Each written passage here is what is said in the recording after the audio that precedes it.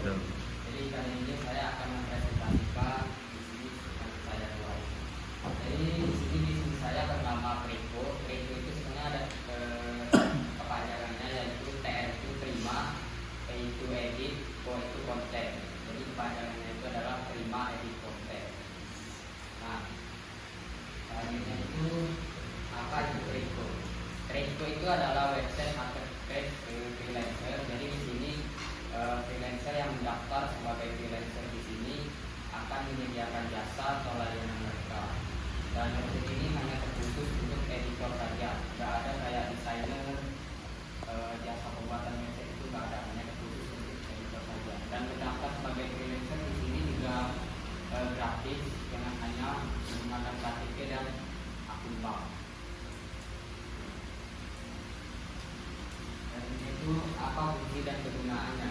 Untuk di mata editor jelas ini sangat membuka peluang karir mereka, karena yang mereka di sini bisa membuka layanan jasa mereka di sini.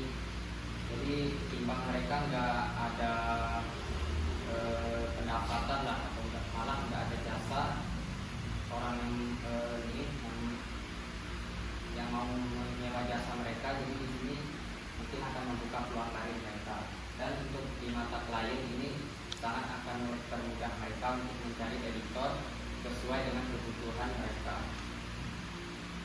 Nah, selain itu ada apa saja fiturnya di sini, jelas saya fitur kategori. Di sini editor klien itu akan bisa mencari editor sesuai kategori mereka, misalnya editor yang berlaku, editor yang ratingnya bagus, editor yang pekerjaan tepat, dan yang lain sebagainya. Selanjutnya itu ada langganan premium. Jadi di sini langganan premium itu hanya khusus untuk editor saja. Selanjutnya itu request project. Jadi di sini klien bisa membuat project langsung. Jadi tanpa mereka harus mencari editornya, di sini mereka bisa saja langsung memposting requestan mereka, dan requestan ini hanya bisa diakses oleh editor yang sudah berlangganan premium. Kalau tidak premium tidak bisa diakses. Selanjutnya itu ada pembayaran aman. Jadi pembayaran klien ini sebenarnya masih tersimpan di website, jadi seperti di pertengahan. Jadi tidak akan langsung masuk ke editor sebelum klien itu sudah menyetujui proyeknya. Nah, selanjutnya itu ada fitur promosi. Fitur promosi ini adalah langganan premium yang tingkat kedua. Yang tingkat satu itu yang request project, yang tingkat kedua itu fitur promosi. Jadi dengan meningkatkan langganan ke tingkat dua, mereka akan mendapatkan fitur promosi ini yang membuat mereka lebih menonjol di website. Nah, selanjutnya itu apa keuntungan yang didapat dari, jadi di sini keuntungan yang didapat itu adalah 20% hasil dari transaksi editor dan klien. Jadi di sini misalnya editor dan klien itu transaksi sebesar 100.000, di sini akan terkena komisi sebesar 20%. Jadi keuntungan yang didapat oleh platform sekitar 20.000, akan lebih besar jika transaksinya lebih besar. Hanya dulu ada biaya langganan, jadi seperti biaya langganan editor tadi. Jadi itu akan menjadi salah satu keuntungan juga.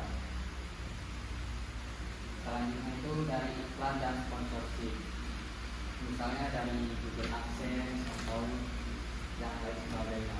Itu ada biaya administrasi. Jadi klien yang di transaksi itu akan terkena biaya sebesar 5%.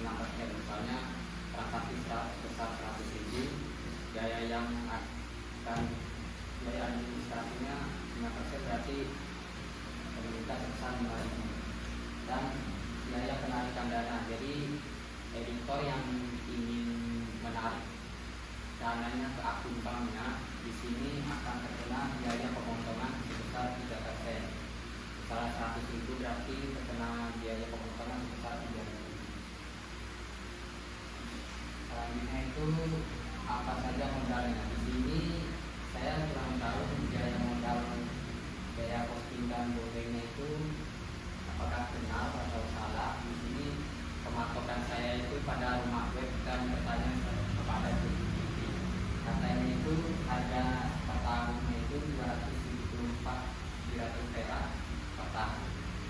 tahun, dan pada tahun kedua dan seterusnya sebesar 558.700 TH per tahun. Jika ini mungkin salah, mungkin nanti bisa dikoreksi. Dan selanjutnya itu ada biaya pembuatan website. Di sini juga saya bertanya pada Vicky, dan dia berkata dengan website yang fiturnya kompleks seperti ini sekitaran 10 juta enggak bisa sampai 50 juta. Biaya timnya itu mungkin setiap satu tim akan digaji sebesar 2 juta per bulan, dan mungkin akan bisa bertingkat seiring berjalannya bisnis. Dan selanjutnya itu ada biaya promosi. Jadi biaya promosi ini akan mencakup melalui media sosial, banner iklan, influencer, atau yang lain sebagainya. Mungkin untuk awalan modalnya itu mungkin sekitar 5 jutaan, dan untuk biaya modal biaya promosi yang lain mungkin akan ada biaya tambahan lagi. Selanjutnya itu target pasarnya itu adalah individu atau personal. Di sini maksudnya seperti konten kreator, pelajar, mahasiswa, dan lain sebagainya. Dan di sini juga mencakup bisnis kecil dan menengah, dan perusahaan besar seperti Shopee, Tokopedia, Gojek, dan lain sebagainya. Di sini juga akan mencakup pasar internasional. Dan selanjutnya itu resikonya di sini adalah kompetisi yang ketat. Jadi website marketplace freelancer ini sudah banyak sekali yang membuatnya, bahkan sudah ada yang besar. Jadi untuk berkompetisi di sini jelas sangat itu biaya yang sangat besar. Yang kedua itu bergantung pada volume pengguna. Maksudnya itu kayak bergantung pada freelancernya, bergantung pada kliennya. Jadi jika website ini tidak ada penggunanya, ya tidak akan profit. Selanjutnya itu kualitas freelancer yang tidak konsisten. Misalnya ada freelancer yang mendaftar, terus mereka asal membuat jasa aja tidak sesuai dengan apa yang dimau oleh website.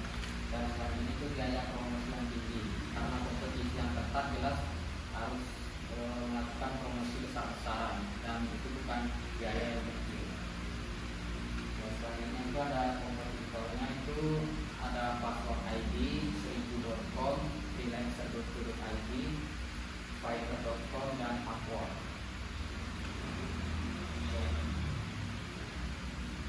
Oke, mungkin itu saja presentasi saya kali ini. Jika ada saran, kritik, atau pertanyaan, boleh.